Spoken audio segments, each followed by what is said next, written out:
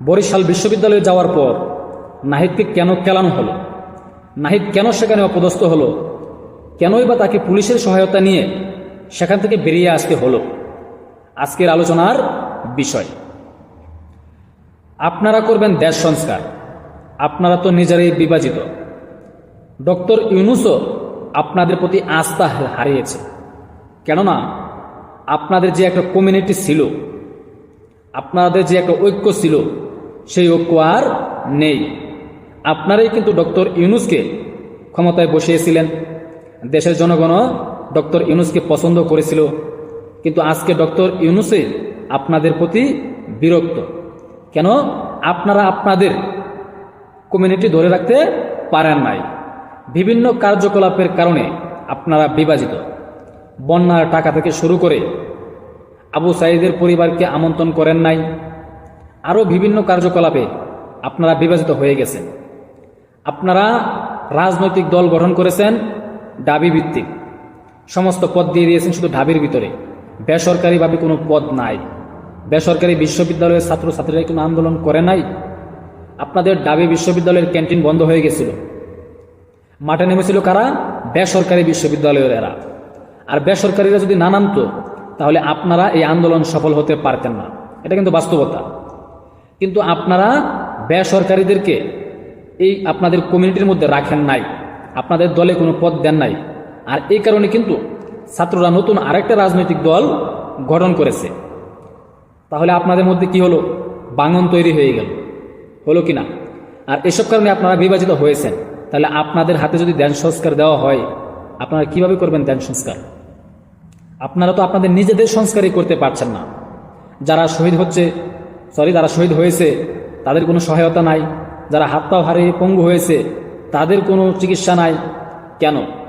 আপনারা শুধু আছেন আপনাদের রাজনৈতিক দল কিভাবে গঠন করা যায়, কিভাবে 5 বছর ক্ষমতায় থাকা যায়, ক্ষমতায় কিভাবে অগ্রসর হওয়া যায়, ওই সব নিয়ে আপনারা ব্যস্ত। কিন্তু আপনারা তাদের সংস্কারের কথা ভাবেন নাই। আজকে আপনারা বরিশালে গেছেন এই রাজনৈতিক আলোচনা করার জন্য, এবং আপনারা যোগাযোগ কার সাথে রাখছেন? যারা বড় বড় সমন্বয়ক ছিল, বড় বড় পদে ছিল, চিহ্নিত মুখ, তাদের সাথে আপনারা হোয়াটসঅ্যাপ, মেসেঞ্জার, যেভাবে পারছেন সোশ্যাল মিডিয়ার মাধ্যমে যোগাযোগ রেখেছেন। কিন্তু কেন? আপনারা কেন পদস্থ হবেন সেখানে গিয়ে? আপনাদের কমিউনিটি কেন নষ্ট হবে? যাতে আপনাদের প্রতি যে একটা ভরসা রেখেছিল, আপনারা কি সেই ভরসার জায়গায় থাকতে পেরেছেন? পারেন নাই। আপনারা ছাত্ররা যে একটা ঐক্যমত ছিল, আপনারা কি ঐক্য ধরে রাখতে পারেছেন? পারেন নাই। কেন আপনাদের মাঝে এটা হল? আর এটা হওয়ার কারণেই কিন্তু আপনারা আজকে বিভিন্ন জায়গায় বিভিন্নভাবে কেলানো খাচ্ছেন। আজকে নাহিদ, আপনি বরিশাল বিশ্ববিদ্যালয়ে যাওয়ার পর আপনাকে কেন অভিযোগ শুনতে হলো? আপনি যদি সবার সাথে কমিউনিটি গাইডলাইন ঠিক রাখতেন তাহলে এই অভিযোগ শুনতে হতো না, এই পরিস্থিতি দেখতে হতো না। অল্পের জন্য আপনি সেখান থেকে বেঁচে ফিরলেন, না হলে পাবলিককে নিয়ে বাটনা বেটে মেডিকেল রেখে দিত, মানে মেডিকেল ভর্তি করে দিত। কেন? আপনার তো সবার সঙ্গে যোগাযোগ রাখা দরকার ছিল। একটা রাজনৈতিক দল তো মানে শুধু খালি বড় বড় নেতাদের সাথে যোগাযোগ রাখলেই হয় না। আর কি বলবো, বাংলাদেশের প্রত্যেকটা রাজনৈতিক দলে এই গতিতেই চলে। যখন ক্ষমতায় যায় তখন তৃণমূল কর্মী যারা ছিল তাদের প্রতি কোনো মানে দায়িত্ব থাকে না, যখন আবার বিপদে পড়ে তখন আবার তৃণমূল কর্মীর প্রতি চলে যায়। এই আওয়ামী লীগ সরকার আমলে দেখেন, তারা তো ভাবছিল যে আমরা তো বসেই গেছি, কিন্তু এখন আবার তৃণমূল কর্মীর কাজ লাগতেছে। কিন্তু আপনারা যে রাজনৈতিক দল গঠন করতেছেন, আপনারা তো সবার সাথেই ঐক্যবদ্ধতা হয়ে আপনারা এই দল গঠন করার দরকার ছিল। কিন্তু আপনারা কি করছেন? শুধু সমন্বয়কদের সাথে, চিহ্নিত মুখদের সাথে আলোচনা করেছেন, সেখানে আপনার অভিযোগ শুনতে হয়েছে। আপনার গাড়িটা তো সেখান থেকে বের হতে পারছে না, হরেন দিতে দিতে মানে কি একটা পরিস্থিতিতে আপনি বের হচ্ছেন আপনি নিজেও জানেন। আপনার সম্মুখে ভুয়া ভুয়া শব্দ ওঠে। কেন? তাহলে কি পরিবর্তন হলো? কি সংস্কার করলেন আপনারা? আপনাদের হাতে সংস্কারের দায়িত্ব দেওয়া হয়েছিল, আপনারা কি সংস্কার করেছেন? জনগণ আপনাদের প্রতি কিভাবে আস্থা রাখবে? আপনারা বিভাজিত হয়েছেন বন্যার টাকা নিয়ে, পুনর্বাসন করবেন, পরে পুনর্বাসন কোথায় করেছেন? পাবলিক কি টাকা দিয়েছিল আপনাদের কি ব্যাংকে রাখার জন্য? না। কিন্তু আপনারা কি করেছেন? কিছুই না। পাবলিককে মানে বিভ্রস্ত করেছেন, আপনাদেরকে বিশ্বস্ত করে মাঠে নেমেছিল, আপনারা তাদেরকে হতাশা করেছেন। আর এইসব কারণে আজকে আপনি নাহিদ সেখানে অপদস্থ হয়েছেন।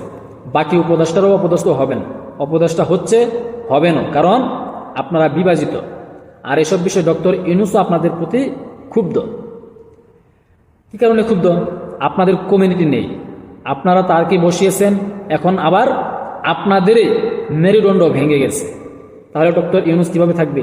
আগামী দিনে তো ডক্টর ইউনূস নিজেই বিপদে পড়বে। আর এসব কারণে ডক্টর ইউনূস নির্বাচন দিয়ে দিবে, কেননা আপনাদের তো কোনো কমিউনিটি নেই।